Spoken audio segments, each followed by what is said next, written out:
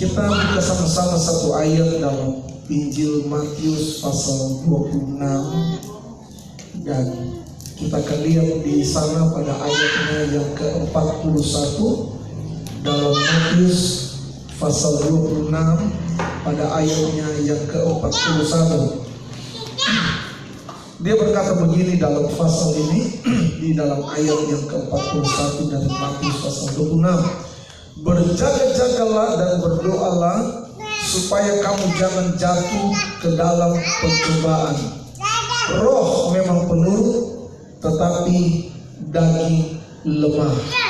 Saudara-saudara, ini adalah merupakan nasihat Yesus di hari terakhir sebelum dia ditangkap. Ya, saat ini mereka dengan murid-murid, dengan 11 murid ada di Taman Getsemani, kecuali Yudas. Dan di dalam nasihat daripada Yesus kepada murid-murid yang bersama-sama dengan dia di dalam Taman Getsemani itu, sebelum dia ditangkap, ada dua hal yang dia sampaikan kepada murid-murid. Kenapa yaitu saudara? Pertama, berjaga-jagalah, dan yang kedua adalah berdoalah. Mengapa saudara kita perlu untuk berjaga-jaga dan berdoa? Alkitab bicara di sini bahwa Yesus bicara supaya kamu jangan jatuh ke dalam pencobaan.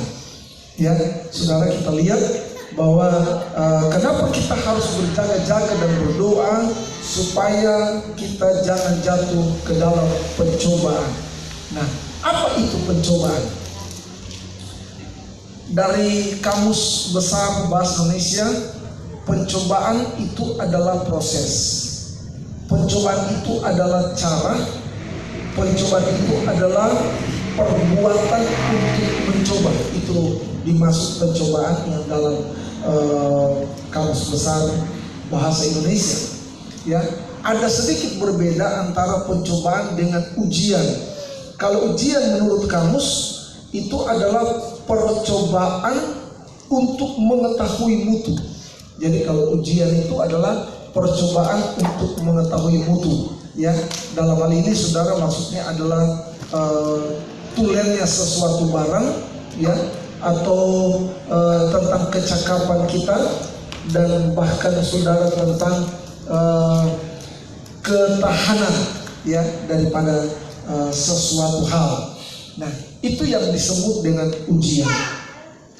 Sementara kalau kita lihat bagian nasihat daripada Yesus adalah berdoa, berjaga-jaga supaya kamu jangan jatuh ke dalam pencobaan. Artinya saudara, Yesus tidak berkehendak, Yesus tidak menginginkan kalau saudara kita sebagai anak Tuhan itu jatuh di dalam pencobaan. Nah, sekarang apa itu pencobaan menurut Alkitab? Tadi kita sudah lihat menurut kamus. Nah, sekarang apa itu pencobaan menurut Alkitab?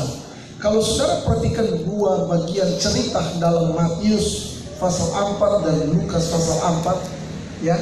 Matius pasal 4 ayat 1 sampai 11, Lukas pasal 4 ayat 1 sampai 13. Di sana saudara akan temukan bahwa pencobaan saudara itu adalah sebuah atau alat yang digunakan oleh iblis untuk menjatuhkan kita. Itu pencobaan, ya. Jadi saudara, saya ulangi, kalau saudara membuka Matius pasal 4 ayat 1 sampai 11, Lukas pasal 4 ayat 1 sampai 13, maka saudara akan temukan bahwa pencobaan itu adalah sesuatu dalam tanda kutip atau alat yang saudara dipakai oleh iblis untuk menjatuhkan kita. Sekarang saudara lihat, ada beberapa hal yang disodorkan iblis kepada Yesus untuk menjatuhkan Yesus. Ya, saudara perhatikan kalau dalam cerita di dalam Matius pasal 4, Lukas pasal 4, maka saudara akan temukan ada 3 hal yang dipakai iblis, yang ditawarkan iblis kepada Yesus untuk menjatuhkan Yesus. Ya, saudara, saya ulangi supaya saudara bisa dengan baik, dengan perhatikan yang baik, bahwa iblis menggunakan 3 hal untuk saudara menjatuhkan Yesus atau membuat Yesus jadi kalah. Nah, sekarang saudara, bagaimana kita bisa jelaskan? Saudara coba perhatikan di dalam pasal itu, dalam Matius pasal 4 dan Lukas pasal 4, ya. Saudara coba kita perhatikan di sana. Dalam Matius pasal 4 dan Lukas pasal 4 itu sama ceritanya. Tapi saya mau saudara tolong lihat bagaimana kita bisa jelaskan kalau ketika Yesus melakukan apa yang ditawarkan iblis, Yesus jadi kalah.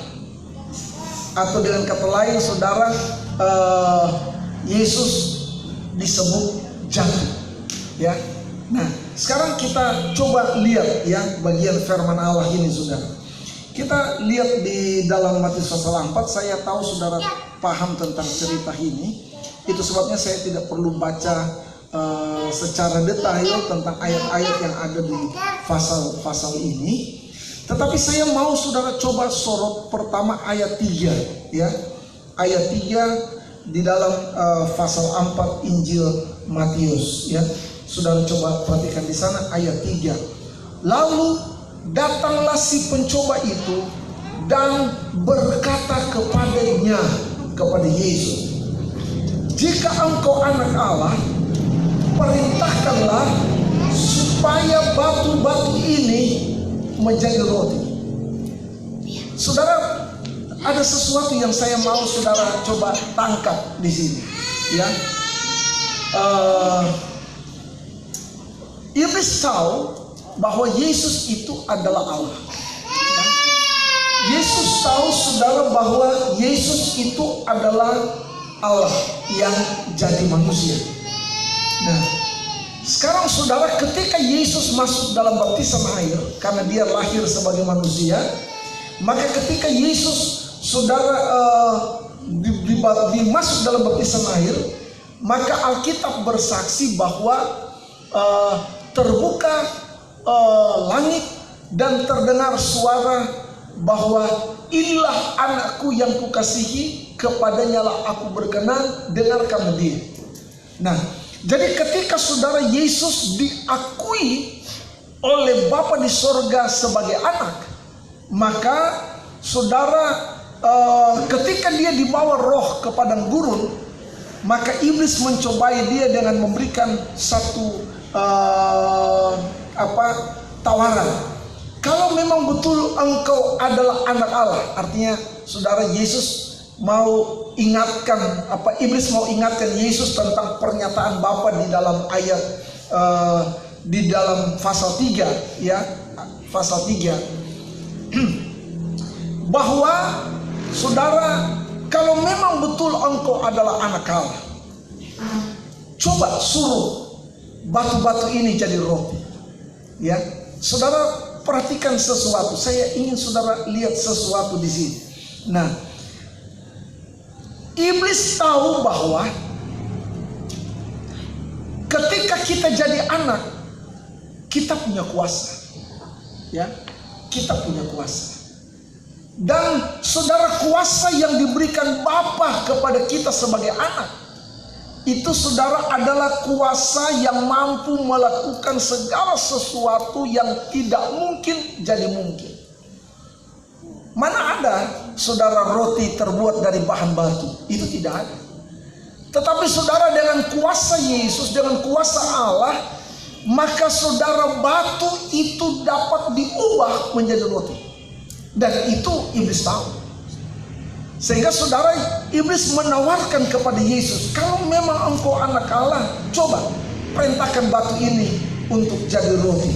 Saudara, saya mau ambil sesuatu di sini untuk bagian yang pertama ini. Yang dipakai iblis adalah iblis mencoba untuk menempatkan, saudara perhatikan dengan baik, iblis mencoba untuk menempatkan kebutuhan jasmani sebagai hal yang diprioritaskan. Itu yang ditawarkan iblis, ya. Dia coba saudara menempatkan kebutuhan jasmani itu saudara pada posisi yang diprioritaskan. Nah, saudara, itu yang pertama, ya. Jadi kalau saudara Yesus mengikuti, Yesus gampang untuk ubahkan batu itu jadi roti. Yesus bisa, dengan mudah dia bisa lakukan itu. Tetapi saudara, kalau Yesus sampai mengikuti apa yang ditawarkan oleh iblis saudara, maka otomatis Yesus sudah mengambil saudara atau menjadikan kebutuhan jasmani itu sebagai hal yang nomor satu, ya, dibanding kebenaran firman Allah. Ya, itu hal pertama yang disodorkan oleh iblis. Yang kedua, saudara, saya mau langsung saudara, karena saya ingin kita punya 3 prinsip nanti, ya. Kita yang lihat yang kedua saudara adalah ayat 6. Perhatikan Matius pasal 4 itu pada ayat 6, ya. Saudara coba lihat ayat 6. Dia berkata begini di sana. Jika engkau anak Allah. Saudara, saya mau saudara tolong lihat sebaik-baik ini, ya. Yesus baru saja saudara melakukan baptisan air dalam Matius pasal 3, ya.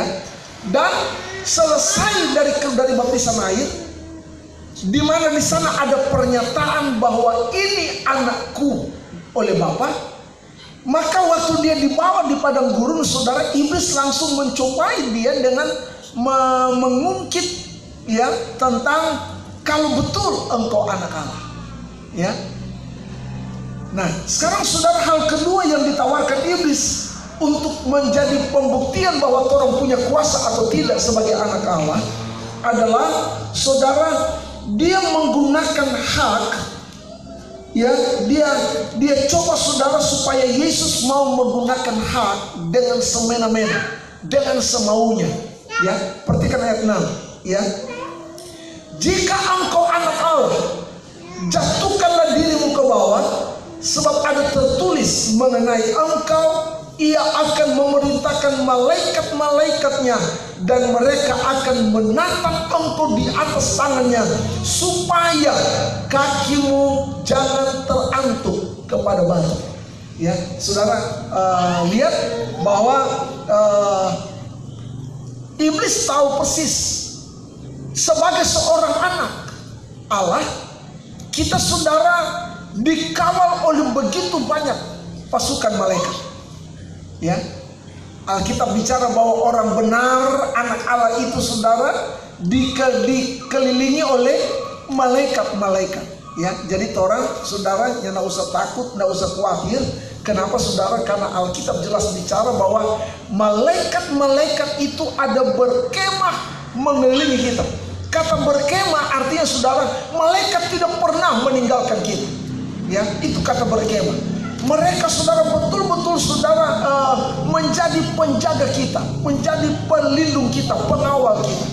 Nah, ini saudara yang iblis ketahui, sehingga dia bilang kepada Yesus, kalau memang engkau anak Allah, coba jatuhkan diri, karena ada firman, malaikat-malaikat itu akan diperintahkan untuk menatang engkau supaya engkau tidak menyentuh batu, ya, kakimu tidak akan terantuk pada batu. Jadi saudara lihat, hal yang kedua yang ditawarkan iblis adalah supaya sebagai anak Allah yang punya kuasa, kita boleh menggunakan hak kita saudara dengan semaunya, ya. Menggunakan hak itu, hak kita sebagai anak dengan semaunya. Sebab ada banyak orang saudara yang menjadi anak dan dia saudara betul-betul menggunakan hak anak itu sebab semaunya, semena-mena saudara, ya. Jadi itu hal kedua. Yang ketiga saudara, perhatikan ayat yang ke-9, ya. Saya mau kita lihat ayat 9, ya. Saudara tolong lihat ayat 9.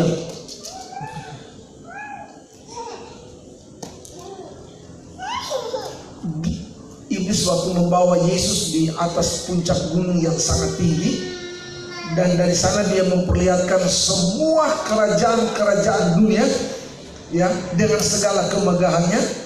Maka ayat 9 dia berkata begini, semua itu, ya. Jadi apa yang dilihat Yesus tentang kerajaan-kerajaan dunia, semua itu akan kuberikan kepadamu jika engkau sujud menyembah. Saudara, saya tertarik di sini. Saudara perhatikan baik. Ternyata iblis juga bisa memberikan kita kesenangan. Ya, iblis ternyata juga saudara bisa memberikan kita kekayaan. Iblis ternyata juga saudara bisa memberikan kita kemegahan. Ya, itu benar saudara, ya. Dan saya punya banyak bukti bahwa ada orang-orang yang menggunakan kuasa setan saudara untuk meraup, memiliki saudara, meraih segala sesuatu yang menjadi kesenangan, kesuksesan dan sebagainya. Nah, ini yang ditawarkan itu saudara. Apa itu saudara?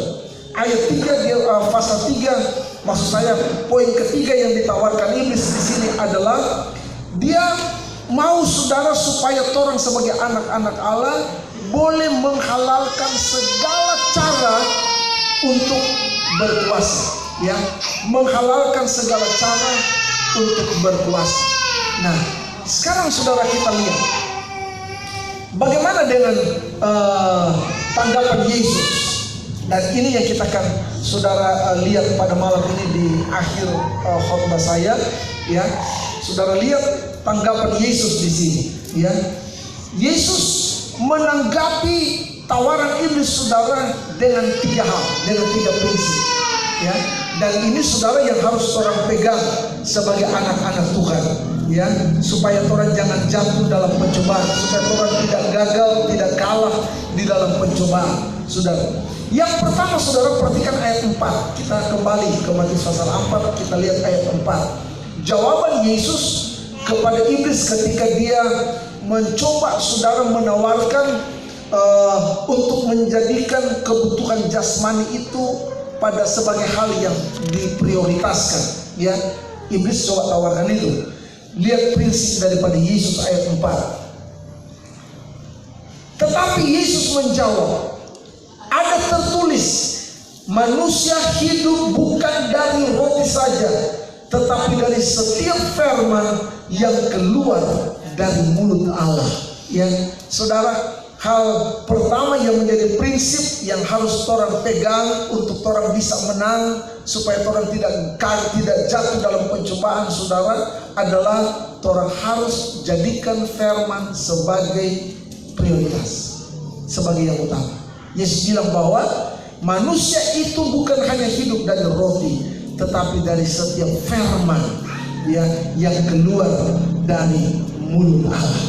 Nah, jadi saudara lihat bahwa hal prinsip pertama yang harus orang tanamkan dalam orang berhidup, supaya orang bisa menang, supaya orang bisa tidak kalah, orang tidak jatuh, orang tidak gagal, orang harus utamakan firman di dalam hidup ini, ya. Jadi ini yang paling pertama, saudara. Saat itu saya biasanya suka bagi di grup WA saudara tentang bagian-bagian firman Allah renungan yang saya baca, maka saya coba share dengan saudara, ya.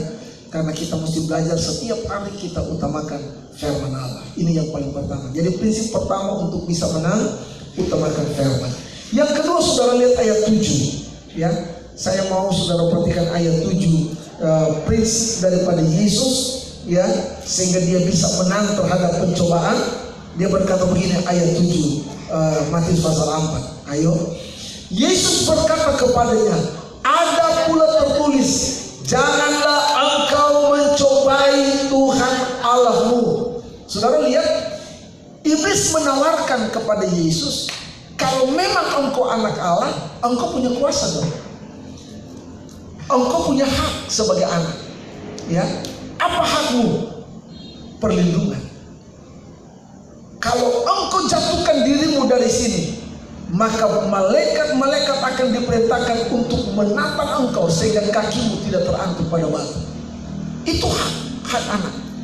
Artinya saudara, Allah akan memberikan perlindungan, Allah akan memberikan pengawalan, Allah akan memberikan perhatian secara khusus kepada kita anak-anak Tuhan. ya saudara, itu hak kita. Dan iblis mau kita gunakan hak itu saudara dengan saudara semaunya. Tapi Yesus bilang apa saudara? Kepada iblis dia bilang dalam ayat 7 bahwa jangan engkau mencobai Tuhan Allahmu. Artinya saudara, prinsip kedua adalah jangan pernah mencobai Tuhan. Ya, memang saudara, janji perlindungan itu Tuhan kasih kepada orang anak Tuhan. Itu janji perlindungan Tuhan kasih. Ya, dan saudara, Allah tidak pernah berubah dengan janjinya. Cuma saudara, orang jangan pernah cobai Tuhan. Ya, jangan pernah cobai Tuhan. Jadi dalam hal ini saudara, orang mesti belajar untuk tetap biarkan Tuhan yang memberikan perlindungan dengan tanpa saudara orang mesti memaksakan diri, ya, karena Allah kita adalah Allah yang sangat baik buat kita. Hal yang ketiga terakhir saudara, ya, dan kita akan berdoa untuk menyembah Tuhan. Ayat yang ketiga dalam ayat 10. Ya, ini prinsip saudara, ya. Jadi prinsipnya pertama adalah utamakan firman, yang kedua jangan pernah mencobai Tuhan, yang ketiga saudara lihat ayat 10, Yesus bilang begini kepada iblis, enyahlah iblis, sebab ada tertulis, engkau harus menyembah Tuhan Allahmu dan hanya kepada Dia sajalah engkau berbakti. Saudara tahu, ya, Yesus bilang apa kepada setan, kepada iblis, ya, ini dan ini harus menjadi prinsip dalam orang punya hidup. Orang harus selalu menghormati Allah, ya. Saudara lihat Yesus bilang apa? Bahwa engkau harus menyembah Tuhan Allahmu dan hanya kepada Dia sajalah engkau berbakti. Ya, menyembah dan kata berbakti adalah satu pernyataan kita menghormati Dia. Ya, jadi prinsip ketiga yang orang harus buat untuk orang bisa menang dan tidak kalah dalam pencobaan adalah orang mesti belajar selalu menghormati Allah. Ya, itu sebabnya saudara mulai malam ini di tahun 2021 orang akan selalu ada doa di hadapan Tuhan, ya. Orang kembali tingkatkan jam-jam doa, ya. Saudara, kita kembali bangun hubungan dengan Allah. Dan ini prinsip kita untuk kita bisa menang di tahun 2021. Sekalipun ada janji bersama Yesus kita akan bisa melakukan apapun, tetapi saudara, janji itu tidak akan berlaku kalau orang tidak menjalankan prinsip ini. Utamakan firman, ya, jangan pernah cobai Tuhan, dan orang belajar selalu menghormati Allah. Puji Tuhan, amin. Firman Allah, mari orang menyembah.